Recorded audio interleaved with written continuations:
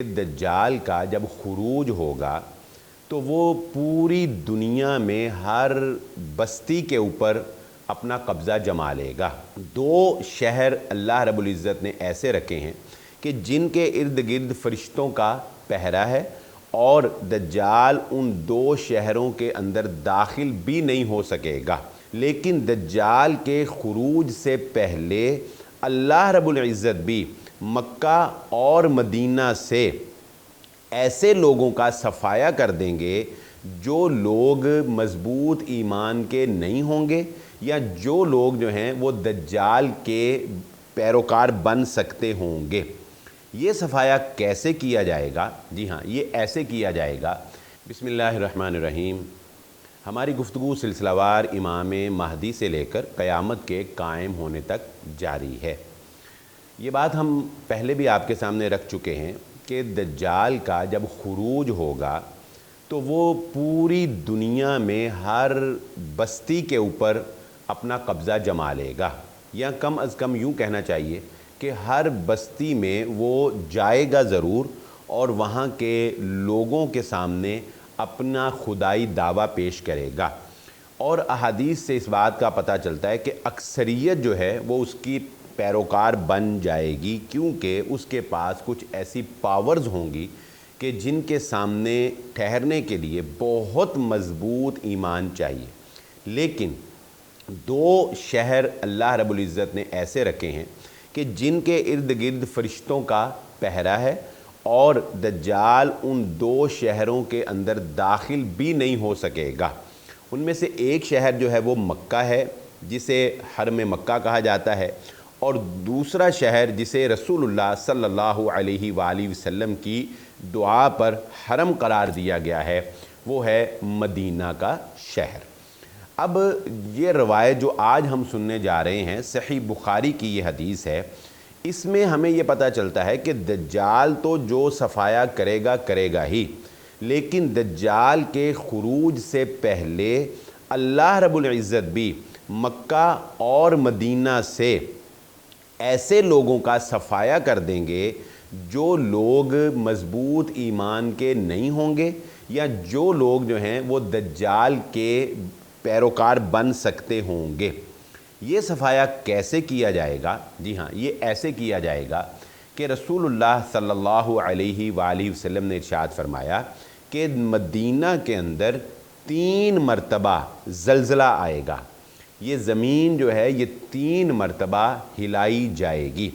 اب جب پہلا زلزلہ آئے گا تو وہ لوگ جن کا ایمان بہت ہی کمزور ہوگا، اور بلکہ حدیث میں لفظ آتا ہے منافق کا، کہ جن لوگوں کے دلوں کے اندر نفاق ہوگا وہ لوگ مدینہ کو چھوڑ جائیں گے۔ مثلا جب زلزلہ آئے گا تو ظاہری سی بات ہے کہ انسان جان بچانے کے لیے کسی سیف مقام پر جانے کی کوشش کرتا ہے، تو ایسے لوگ جن کے دلوں کے اندر نفاق ہوگا وہ مدینہ چھوڑ کر کسی اور جگہ پہ چلے جائیں گے۔ اب ایک درجے کے لوگ کم ہو گئے، اب جو دوسرے درجے کے لوگ رہ گئے ہیں ان کا ایمان ان سے ذرا مضبوط ہے۔ یعنی یوں سمجھ لیں کہ جس کے اندر نفاق کی چاروں علامتیں پائی جاتی تھیں، جھوٹ بولنا، وعدہ خلافی کرنا، لڑائی جھگڑے میں گالی گلوچ پہ اتر آنا، تو اس طرح جس کے اندر نفاق کی علامات جو ہیں وہ پائی جاتی تھیں، وہ جب پہلا زلزلہ آئے گا تو وہ مدینہ چھوڑ جائے گا۔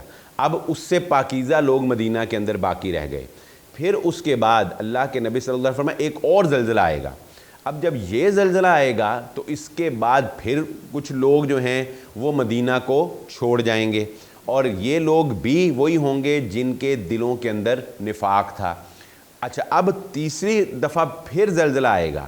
اب جب تیسری مرتبہ زلزلہ آئے گا تو یہ زلزلہ ظاہری سی بات ہے کہ پہلا زلزلہ، پھر دوسرا زلزلہ، پھر تیسرا زلزلہ۔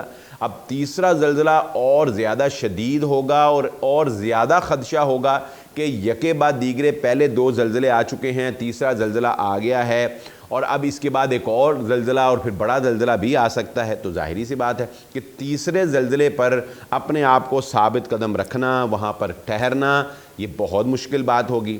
یہ صرف وہی لوگ ٹھہر سکتے ہیں جو فرمان رسول صلی اللہ علیہ وآلہ وسلم پر یہ یقین رکھتے ہوں کہ نبی صلی اللہ علیہ وآلہ وسلم نے فرمایا کہ لوگ مدینہ چھوڑتے جائیں گے جب کہ انہیں اس بات کا علم نہیں ہے کہ مدینہ ان کے لیے بہتر ہے، یعنی مدینے میں رہنا بہتر ہے، لیکن لوگ مدینہ چھوڑیں گے۔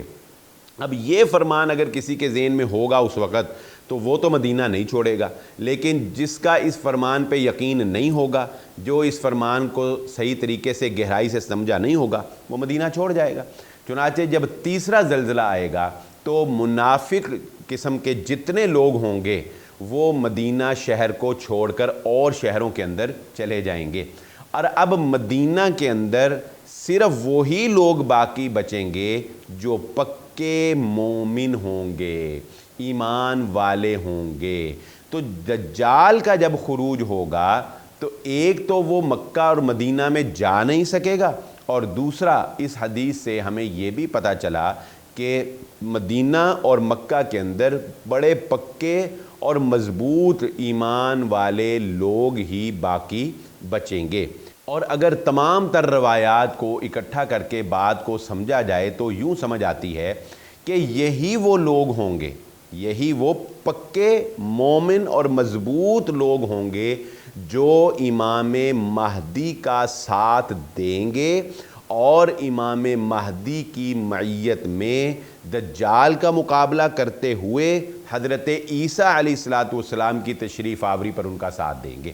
تو اس سے یہ بات ہمیں پتہ چلی کہ مدینہ میں جن کو جانے کا موقع ملے، رہنے کا موقع ملے، انہیں مدینہ کو لازم پکڑنا چاہیے۔ مکہ اور مدینہ میں رہنے والے لوگ، یہ ایمان کی نشانی ہے کہ وہاں پر مومن لوگ جو ہیں وہ باقی رہیں گے۔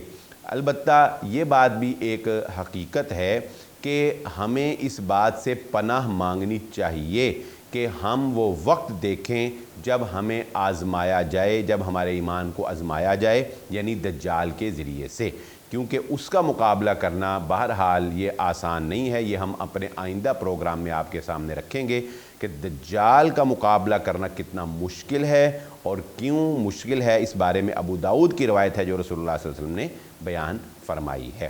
ہمارا یہ سلسلہ امام مہدی سے لے کر قیامت کے قائم ہونے تک کے واقعات کے بارے میں جاری رہے گا۔ اسی کے ساتھ اجازت دیجیے، اللہ حافظ۔